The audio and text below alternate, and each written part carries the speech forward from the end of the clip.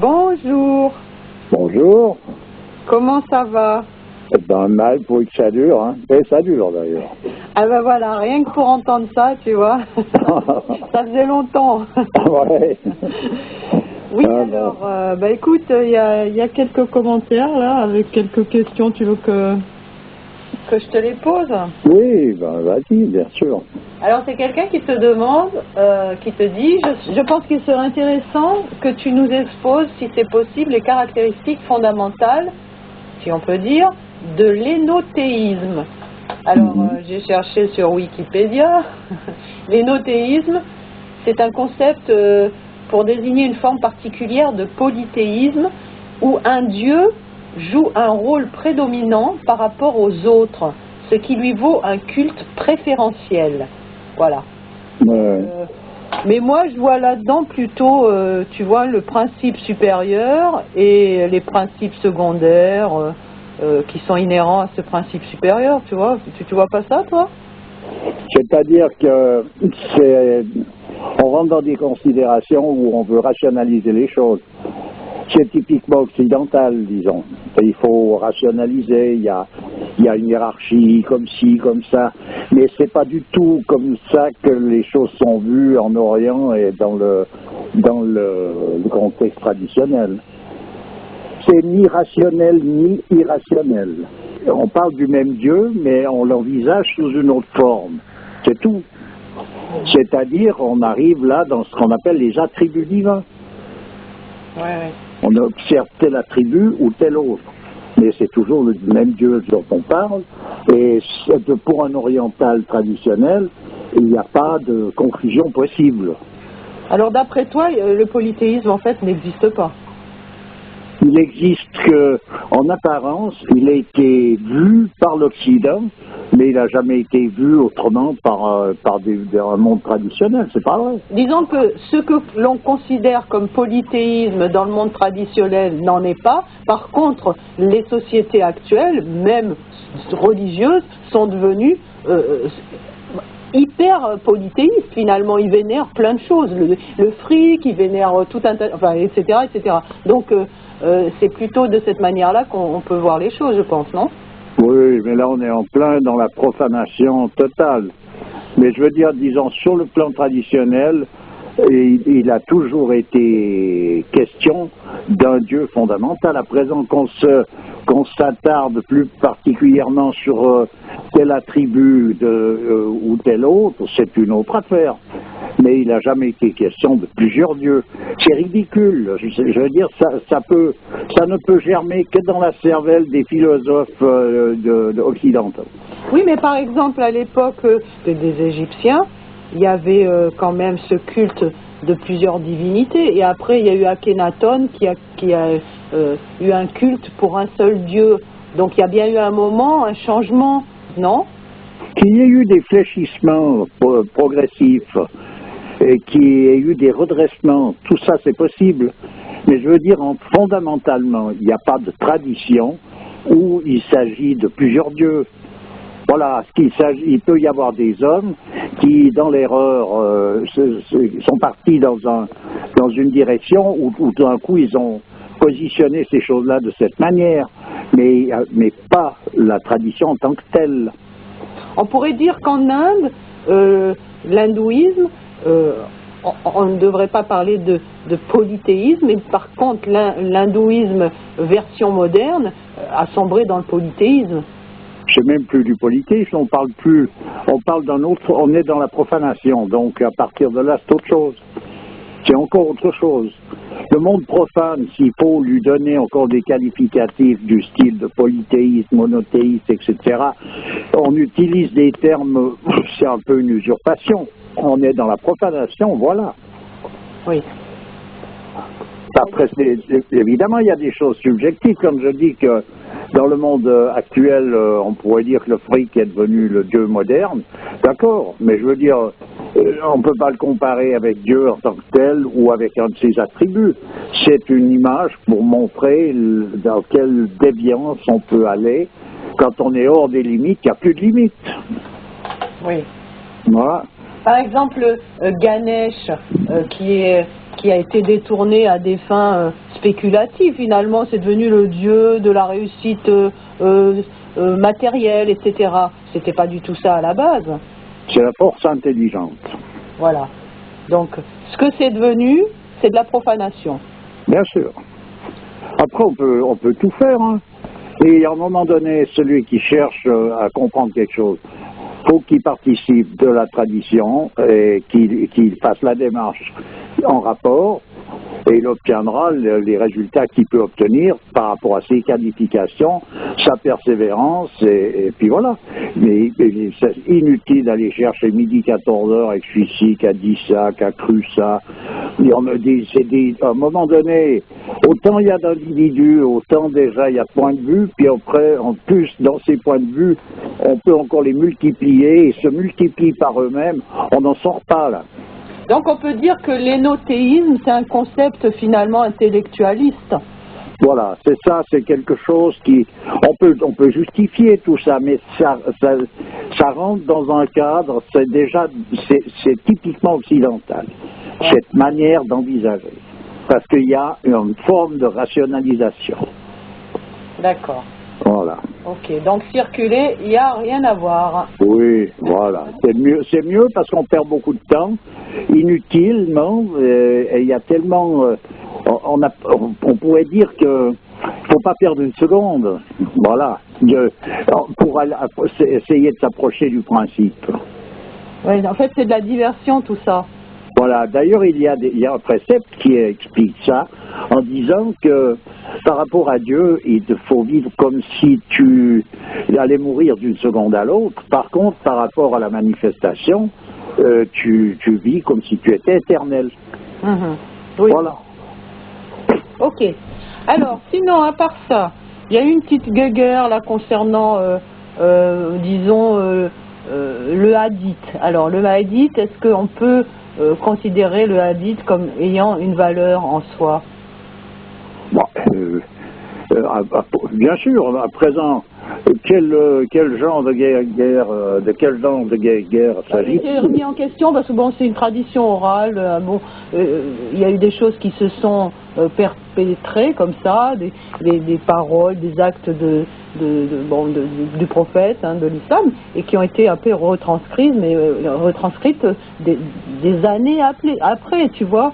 Et donc, il y a certaines personnes qui disent que bon, le hadith n'a pas de valeur en soi, et bon, moi je peux comprendre ça, parce que je pense qu'il est possible de détourner certaines choses, d'arranger certaines choses, comme ça l'a été dans plusieurs traditions, hein, mais quand une parole vient corroborer la vérité en tant que telle, est-ce qu'on doit la remettre en question?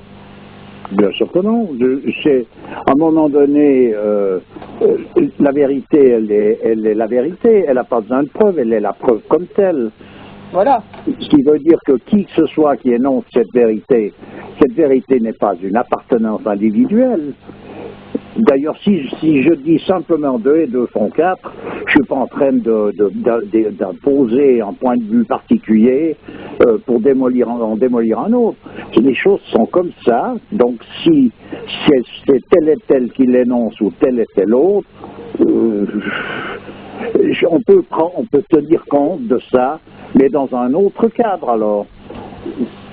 C'est un énoncé, il est un énoncé, la vérité, elle est la vérité. À présent, celui qui l'a dit, si on veut prendre en compte celui qui l'a dit, parce que pour des raisons historiques, pour des raisons, n'importe quelle raison qu'on peut avancer, bon, ben volontiers, mais simplement ça ne remet pas en question la vérité comme telle. Voilà. Après c'est vrai qu'on tombe facilement dans la subjectivité. Quand on n'a pas de boussole, c'est quoi la vérité, tu vois? Oui, mais ça, il faut donc avoir la boussole, et puis la vérité, elle est la vérité, indépendamment de celui qui n'a pas la boussole. Et puis voilà, hein, on peut pas, à un moment donné, on ne peut pas tourner les choses de manière à satisfaire tout un chacun, parce qu'ils n'ont pas les outils. Moi, c'est pas possible à un moment donné, tu comprends? Et dans toute tradition, on te donne, la boussole est présente, le fil d'Ariane, c'est-à-dire que tu as de quoi te cramponner de manière à pouvoir traverser le labyrinthe. Tout à fait. Tu comprends? Donc tout y est. À présent, ça prend une forme ou ça en prend une autre. C'est pas là le problème. Hein. Moi, je considère dans le hadith que tout ce qui vient attester de la grandeur et de la miséricorde de Dieu, j'adhère. Après, Dieu seul sait. Hein. Oui, la difficulté, elle est surtout que, par exemple, comment est-ce qu'on peut faire pour transposer dans une langue profane des écrits qui ont été faits dans une langue sacrée. Ah, ça, c'est la complication. Donc, on arrive là devant des complications qui sont difficiles à surmonter. Alors, il y a des personnages qui ont qui ont eu, on pourrait dire, le génie de ces choses-là. Je citerai M. Burckhardt, quand il a écrit La sagesse des prophètes de Ibn Arabi. Quand il a traduit. Quand il a traduit. Ouais. Voilà, on pourrait dire, par rapport, si on veut donner une image qui rentre, qui a été d'ailleurs énoncée par des personnages compétents dans la tradition même, c'est comme si c'était Ibn Arabi qui revenait sous une autre forme pour redonner son explication dans une langue contemporaine. Tu veux dire que l'esprit d'Ibn Arabi se retrouve dans la traduction de Burckhardt? Exactement, il n'y a pas de rupture. Il n'y a pas de rupture. Voilà, c'est ce qui se produit dans un cadre initiatique, il n'y a pas de rupture. Moi, j'aimerais bien retrouver l'esprit des paroles du Coran dans les traductions qu'on nous a données, qu'on trouve actuellement, et c'est difficile à trouver ça, par contre. Oui, là, c'est très difficile à trouver. Il y a certainement, il doit y avoir, hein, mais j'entends, c'est pas, en principe, c'est un petit peu, c'est amoindri. Il manque l'esprit c'est un peu un cadavre. Il manque une dimension. Bon, si quelqu'un connaît une bonne traduction, qu'il nous la signale, hein, parce que moi je suis preneuse, hein, je cherche ça absolument, n'étant pas arabisante. Donc je suis très frustrée de ne pas pouvoir lire le Coran dans son essence. Oui, tout à fait. Oui. Voilà. Donc je m'en abstiens plutôt que de lire ces traductions qui sont un très pâle reflet de l'original. Et c'est très difficile, je présume, de faire une traduction correcte parce que, par exemple, dans l'islam, il y a eu un accent qui a été mis dans le domaine de l'art, c'est qu'on est dans l'abstrait. Alors, abstrait ne veut pas dire n'importe quoi c'est pas l'abstrait moderne qui est en quelque sorte l'émanation d'une subjectivité qui vient des bas, on pourrait dire des bas fonds de l'homme, c'est-à-dire de son subconscient, comme il est appelé. On peut parler d'infra-humanité ? Oui, c'est ce subconscient dont parlent les psys. Oui, voilà, les psychanalystes. Mais il s'agit de quelque chose d'abstrait, d'un art abstrait, qui lui est réglé à des lois très strictes et qui manifeste les choses de manière à faire rejaillir constamment l'unité dans la multiplicité. Oui, d'accord. Donc il faut arriver à pouvoir s'en tenir là, être parfaitement en règle avec ces lois artistiques. Pour pouvoir manifester quelque chose qui est en rapport avec la tradition. Autrement, on part dans un décor et puis ça devient un papier de fête, quoi. En fait, il faut être vraiment l'instrument dans les mains de Dieu et notre seule inspiration venant d'en haut. Ben c'est ça, donc il y a des démarches pour ça. Comme dans la danse, à un moment donné, un danseur ou une danseuse son travail consiste à se mettre à la disposition du Dieu qui doit danser à travers son corps. Oui, oui, tout à fait, on en a déjà parlé. Voilà. Justement, les traductions actuellement, c'est un petit peu, chacun y met de sa personne, tu vois, de son influence, etc. C'est ce qui fait que ça dénote, quoi. Et il y a plus du tout comment dire, l'authenticité du texte initial. Bien sûr, parce que si chacun met son grain de sel, ça va pas faire. À présent que chacun ait une... Il y a toujours une particularité qui se présente.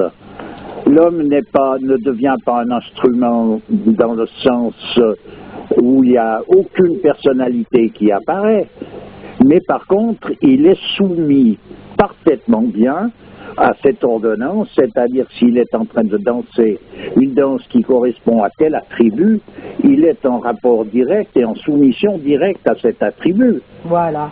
Exactement. Voilà. À présent qu'il y ait une personnification, c'est comme un arbre, et de nouveau, je prends des images parce que c'est ce qui est le plus simple. Et le plus explicite, d'ailleurs. Voilà, c'est qu'à un moment donné, un pommier, c'est un pommier, un poirier aussi, c'est 2 fois des arbres, mais les fruits sont différents. Voilà, il y a des différences, alors que fondamentalement, c'est pas différent. Ouais. Mais par contre, il y a des nuances qui sont présentes, donc chaque danseur, chaque danseuse... Chaque écrivain, enfin, voilà. On énoncer. Hein. Mais ça peut rester parfaitement dans l'orthodoxie.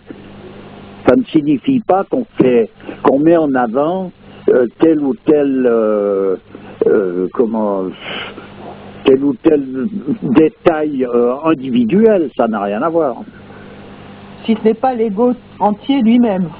Oui, oui, c'est ce qui arrive de nos jours. On a de la difficulté, disons, à refaire la démarche qui permet de comprendre toute la signification de ce qu'est l'art dans le monde traditionnel, que ce soit d'ailleurs dans une tradition ou dans une autre. Bon, alors je finirai avec une... Bon, il y a eu une multitude de commentaires, là, et j'ai relevé une phrase que je trouve intéressante, qui dit que les versets avec lesquels les musulmans sont diffamés ne concernent que la légitime défense.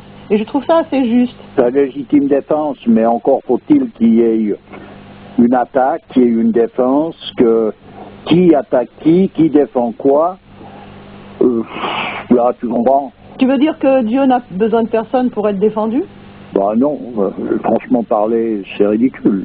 Alors c'est quoi? C'est des défenses de quoi? De petites communautés par rapport à d'autres? Enfin, c'est entre les êtres humains que ça se passe? Ben, bien sûr. En fait, c'est de la distraction. C'est rien d'autre. Alors on y est à l'époque de la distraction. C'est pas dans un sens, c'est dans l'autre. Donc de toute manière, voilà. Donc pendant ce temps qu'on est distrait, on n'est donc pas concentré sur ce qu'il faudrait, et puis on perd gentiment son temps, son salive pour des futilités. Oui, et puis les gens ont la même verve, enfin la même énergie que pour, tu vois, un match de football. Tu vois, il y en a un qui défend un camp, l'autre qui défend l'autre. Ben oui, c'est ça, c'est le même processus. Il y a les supporters, il y a toute la clique, quoi. Ben ouais, c'est ça. Hein. Et puis pourquoi? Pour rien. Que j'entends à la finale, c'est rien. Tu veux dire qu'on brasse de l'air, quoi. Voilà, c'est ça. À présent, on peut toujours justifier ça parce que si, parce que là. Mais je pense qu'on vit un temps où il faut commencer à prendre un peu les raccourcis, dans le sens qu'il faut abandonner toute cette espèce de foire d'empoigne, là, pour aller droit au but. Et en allant droit au but, on a encore... c'est long et il en faut de la patience. Donc... ne perdons pas de temps, voilà. Voilà, occupons-nous des démarches qui nous permettent d'aboutir, d'arriver à bon port, et on verra bien jusqu'où on arrive, mais enfin on s'occupe de ces démarches-là, et non pas d'un tralala plus ou moins. Et je dirais, arrêtons de chercher la petite bête. Oui. Ben écoute, on va s'arrêter là, je te remercie bien, puis à une prochaine. Ah oui, je voulais dire, je serai absente jusqu'au 20 décembre, donc on se retrouve après. D'accord. Donc pas de réponse aux commentaires et tout, ne vous étonnez pas. D'accord. À bientôt, au revoir. Allez, à bientôt, au revoir.